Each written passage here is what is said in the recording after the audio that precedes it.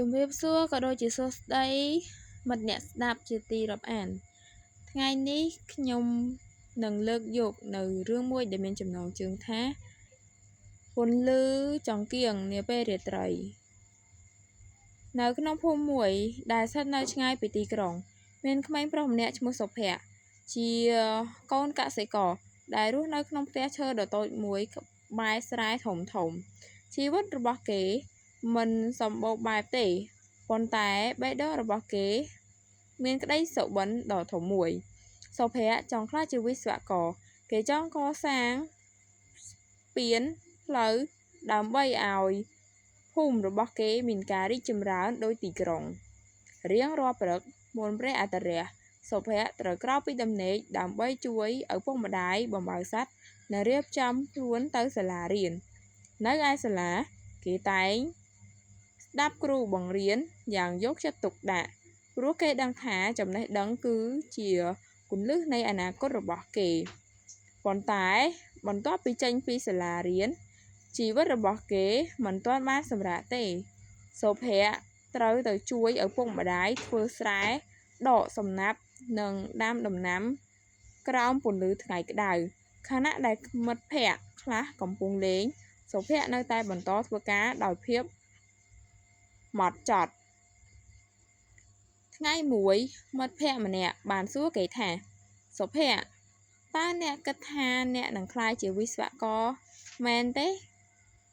សុភ័ក្រញញឹមស្ងៀមហើយនិយាយថាបើខ្ញុំមិនព្យាយាមក៏ខ្ញុំមិនគិតថានឹងធ្វើវាបានដែរពេលយប់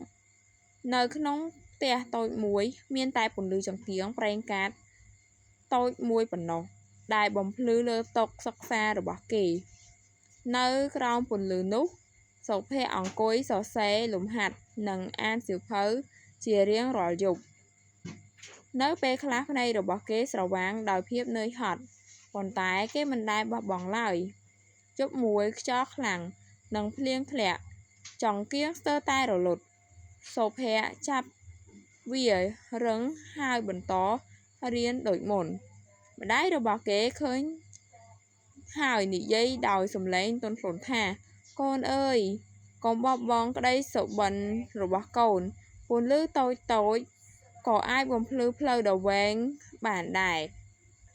ពាក្យសាមញ្ញនោះបានក្លាយជាកម្លាំងចិត្តសម្រាប់សុភ័ក្រអស់រយៈពេលជាច្រើនឆ្នាំកន្លងផុតទៅការខិតខំទាំងថ្ងៃទាំងយប់របស់គេបានផ្ដល់នៅផ្លែផ្កា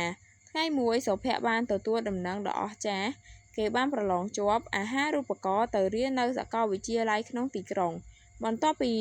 ការសិក្សាជាច្រើនឆ្នាំសុភ័ក្របានក្លាយជាវិស្វករម្នាក់នៅថ្ងៃដែលគេត្រឡប់មកភូមិវិញគេឈរមើលស្ពានថ្មីដែលកំពុងសាងសង់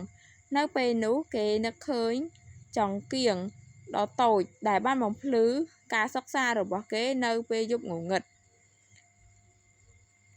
រឿងនេះបានអប់រំឲ្យយើងដឹងថាចំណេះដឹងមិនមែនកើតមកបានពីការរង់ចាំសំណាងនោះទេប៉ុន្តែវាបានកើតមកពីការឆ្លៀតពេលនិងការតស៊ូឥតឈប់ឈរបើទោះបីជាពេលវេលានៅសាលាមានកម្រិតប៉ុន្តែការស្វ័យសិក្សានៅពេលយប់ឬពេលទំនេរគឺជាគន្លឹះឆ្ពោះទៅរកភាពជោគជ័យដ៏ពិតប្រាកដ